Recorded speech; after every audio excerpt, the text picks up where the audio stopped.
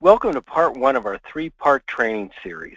Each session is about 20 minutes long, and when you've completed all three sessions, you'll know exactly how to get customers coming back time after time and enthusiastically telling others about you.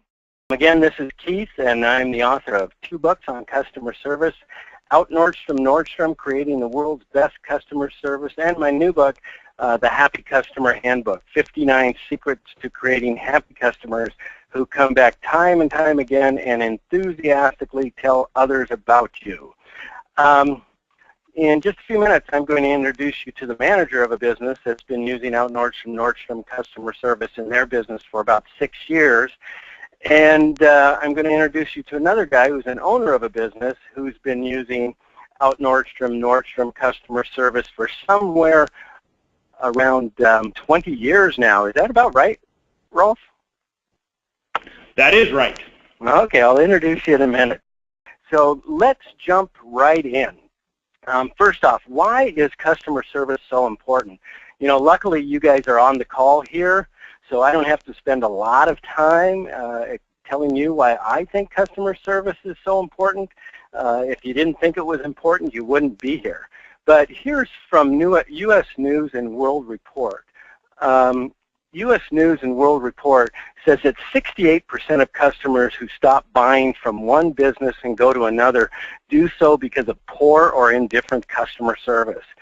And they say 14% leave because of an unsatisfactory result, dispute, or complaint. 9% leave because of price.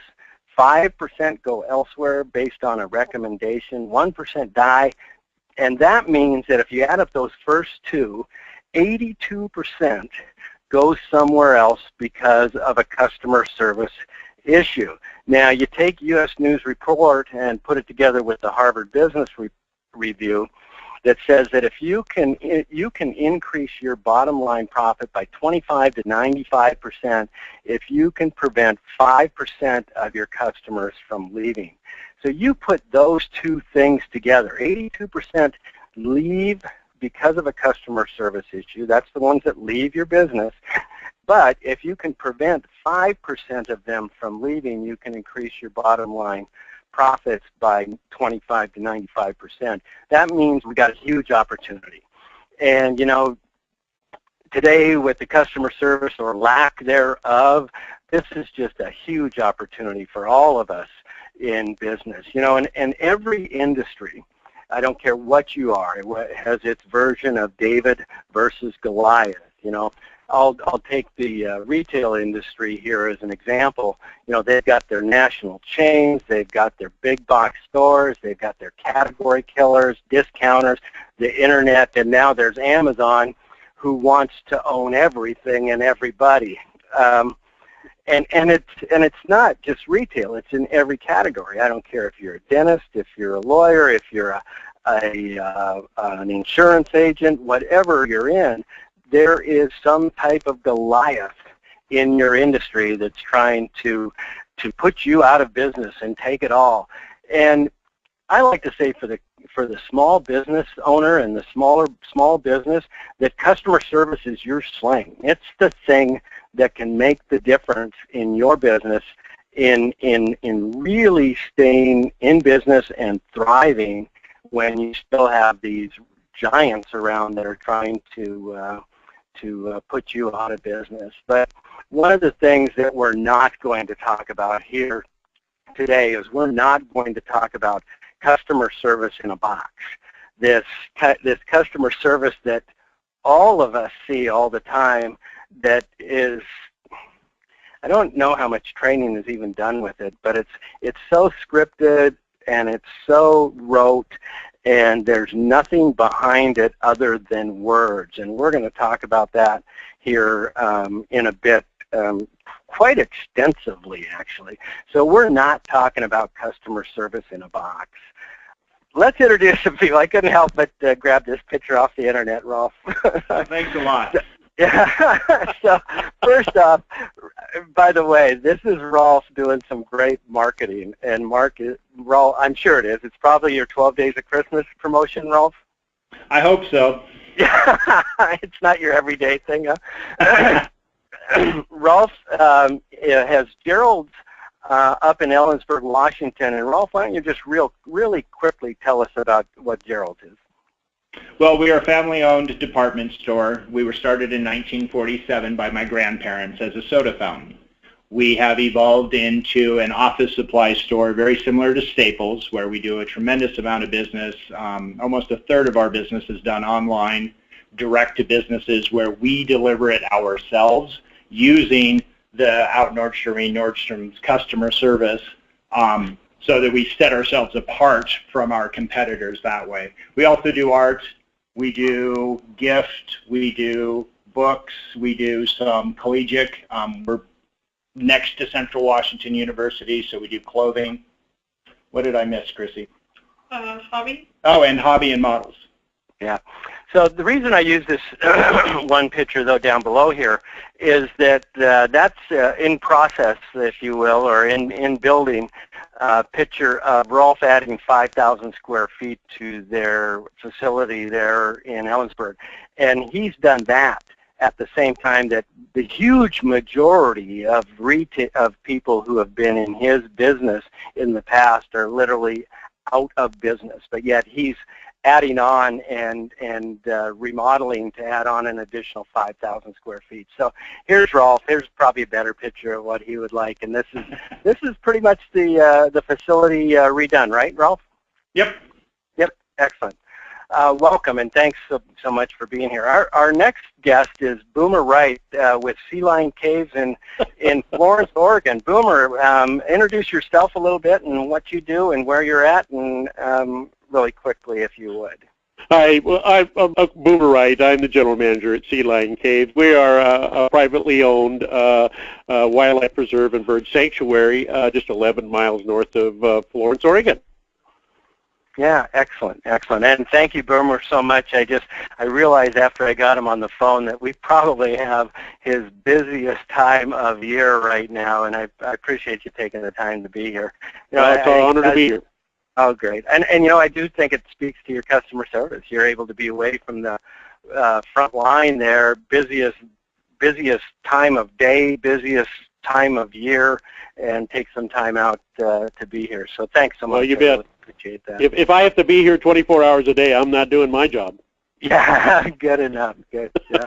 So what is Out-Nordstrom customer service? It's customer service that's so good that people come back time and time again and enthusiastically tell others about you. Now, Out-Nordstrom got its start because in our business, and one of the things I teach in our customer service is that you should have some simple things to remember that your team remembers. And a number of years ago, one of those real simple things for us to remember is that we wanted to Out-Nordstrom. And we wanted to have customer service that was better than Nordstrom, you know, and we actually picked that name when Nordstrom had the huge reputation of customer service. We're a Seattle-based company, so we thought that worked really well in reminding our team. And again, that's one of the things in customer service as a manager is you want to have some very simple things. So that's where the Out-Nordstrom name came from. The reality is that is no longer one of our simple things to remember. We have 3 things to remember that we want to do all the time here. That's no longer one of them. And the reason is that, you know, if we didn't do that every day in, day out, if we didn't deliver a Nordstrom-type customer service, I'd really be disappointed. And so the reality is that I think that we've surpassed, maybe not surpassed Nordstrom customer service, but it's not a goal anymore, that's for sure. Our goal is to be the best customer service, period. Not the best in our industry, but wow our customers with customer service all the time. So I'm going to ask, I'll let Boomer go first. Since Boomer, you've only been at this Nordstrom customer service, Out-Nordstrom for about 6 years. I'll let you go first, and Rolf, you won't be able to pick his then. But if you could pick, so I might put you on the spot. Rolf, Boomer, if you could pick just one thing out of Out-Nordstrom customer service to teach your team, what would that one thing be? Well, the number one item that I teach day one and probably every day that I'm here is to remember who's the boss. because everything we do or don't do, everything we say or don't say, everything we plan or don't plan, everything we buy or don't buy, and everything we plan or don't plan, it's all about the customer. And you know, customers hear your attitude. That's what that's all about. So we strive to be basically a successful business, but the main thing is that we want to be of value to our customers. So I teach my people that the most important people that we have walk in that door every day, and we treat them with respect, and we greet them, and we want them to leave here feeling like they've got $1 million service. Okay, excellent. That's great, Boomer. And yeah, we have that. We have that poster. It's right above our ticket desk. It's in the cave. It's down in our staff room. So, you know, we're on the line all the time with that. People come in and read it and go, really? And I say, really? That's what we do. That's who we care about. Yeah, and that's one thing I really suggest is you take Who's the Boss. We have it in every single cubicle. We're the typical office here, and we've got it in every cubicle and everywhere. And that whole idea, if you can get that across, and right up front, share that with people, but then reinforce it like you talked about, Boomer. You reinforce it all the time. If you can get that up front and then reinforce it on an ongoing basis, you're going to be a long ways. And I was not surprised that you chose that one, Boomer. Rolf, how about you? Did Boomer take yours? Well, actually, he didn't, but when he brought it up, I was like, duh. But the one I would pick would be the piece about communication, and the fact that it's, you know, the words you use are really important. You got to have the right words, but it's only 10% of communication.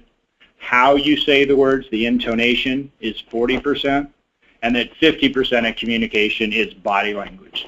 I think that really is the secret sauce in customer service, and that's what people don't understand is you can say the right words, but I think that's almost like what you referred to as out of the box. That's what you get in some of the corporate places where they say the right words, but they have no intonation and they have no body language. Yeah, no feeling. You know, one of the that's things right. we talk. Yeah, and one of the things we talk about in Out-Nordstrom customer service is that the minimum level of customer service is showing sincere appreciation. That's the minimum level, and then it goes up from there. So as soon as we can teach our team and everyone in our team to show sincere appreciation and that's the minimum level, then we've got something going here. Then and when they actually start then delivering that, that's when you'll get customers coming back time and time again, and not only coming back time and time again, but enthusiastically telling others about you. So great. Those are two excellent ones. And this gets right into that. I told you I was going to share the silent customer service killer that I think is even worse than poor customer service. And that may be an exaggeration that it's worse than poor customer service, but I'll give you a reason that I kind of think it is worse, is that poor customer service, you can see people complain about it. It's right up there in front of you. You can address it and you can change it. And so it's not the silent killer. This is a silent killer, and it's exactly what Rolf was talking about there. When you say the right thing, you've only done 10% of the job.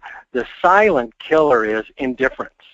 This whole, I'm going to get my paycheck whether I treat you well or not.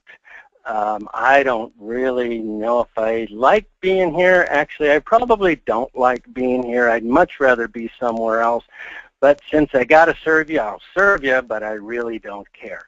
Indifference is the killer, and indifference is what we get so often. And I don't have to tell any of you on this call because you get it all the time.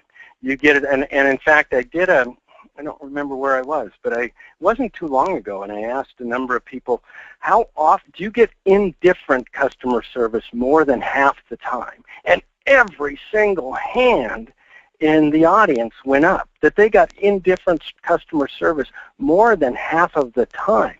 You know, I frankly, I certainly do, but then I'm a customer service guy, so I kind of have a little, maybe a higher standard of what is even indifferent. But, you know, everybody gets that, and indifference is the killer, and that's what you need to train your team on. Things like who's the boss, and what Rolf was talking about, that when you say the right words, you've stolen some thunder from me, Rolf, in my presentation here, but when you say the right words, you've only done 10% of your job. And again, get those little things across, these little kind of things that stay in their mind, that, oh, you only do 10% of the job when you say the right things. Oh, Out-Nordstrom, those kind of things. You know, sometimes people complain about bad service, but people don't complain about indifferent customer service. They just don't come back. And here's an example of that. I was at a place getting chicken one time, and listen to these words. The words were, thank you, and see, I'm not even going to try and say it with as little emotion as this person said, because I can't. I've tried to do it before, and I can't say it with that little emotion. But there's nothing wrong with these words. Listen to them. Thank you for coming to Betty's Fried Chicken. Can I take your order? Will that be original, crispy, extra crispy, or barbecue? What 2 sides would you like? You can choose from any of the 2 sides on the menu behind me. Thank you for your order. Absolutely nothing wrong with those words, right? There was no eye contact, none whatsoever, no voice inflection, no smile, no appreciation whatsoever, even to the point that in this case, the clerk tried to give my change to the person behind me. That's how little that they paid attention to me, nor cared whether I was there or not. So again, this whole thing that Rolf talked about, that communication, 50% is body language, 40% is tone, and 10% are words. Now, we even tell that to our people here on the phone. We do most of our customer service over the phone, but I will tell you without question, body language comes in over the phone, a smile comes in over the phone, obviously tone comes in over the phone. So we even tell people here at American Retail Supply that you've only done 10% of the job when you use the right words. So again, we talk about the minimum level of customer service is sincere appreciation, never, ever indifference, sincere appreciation. Now, when I talk to business owners, the biggest excuse that I hear for them having poor customer service is, I can't hire good help.